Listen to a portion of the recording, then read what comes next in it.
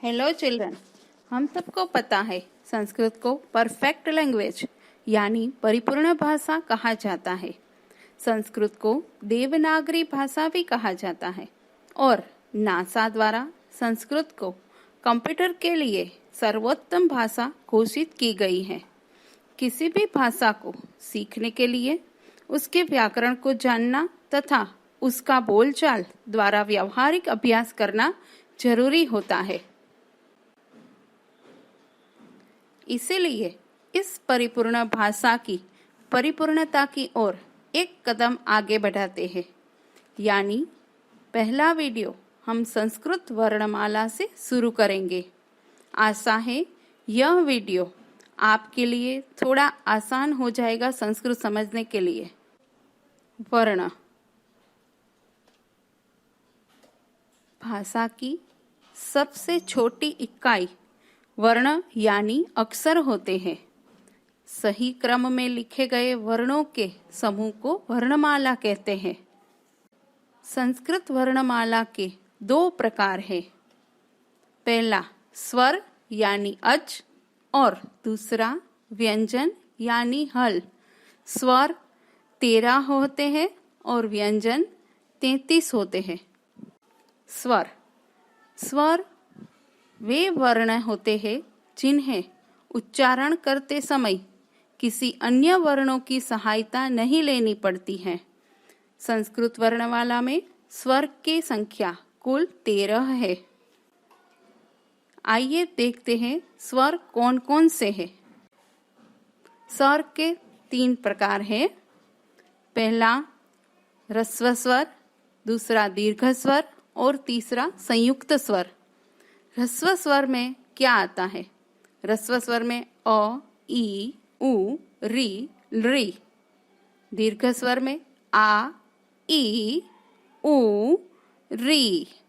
संयुक्त स्वर में ए, ऐ, ओ और औ आते हैं।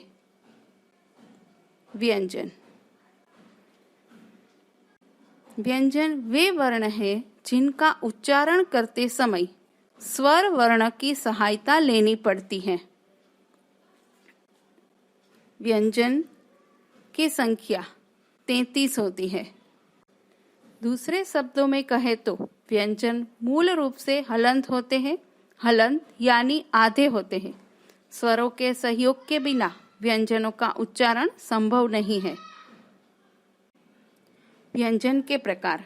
व्यंजन के 3 मुख्य प्रकार हैं। स्पर्श व्यंजन, अंतःस्थ व्यंजन और तीसरा ऊष्म व्यंजन। स्पर्श व्यंजन के 5 वर्ग होते हैं। पहला वर्ग क वर्ग यानी क, ख, ग, घ, व। दूसरा वर्ग च वर्ग यानी च, छ, झ, ज, ञ। तीसरा ट वर्ग ट, ठ, ड, ढ, ण। चौथा वर्ग त वर्ग त, थ, द, ध, न। पांचवा प वर्ग प, फ, ब, भ, म। स्पर्श व्यंजन कुल 25 है।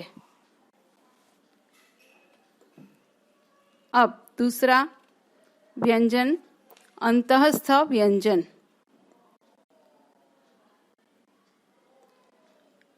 य, र, ल, व। और तीसरा व्यंजन ऊष्म व्यंजन।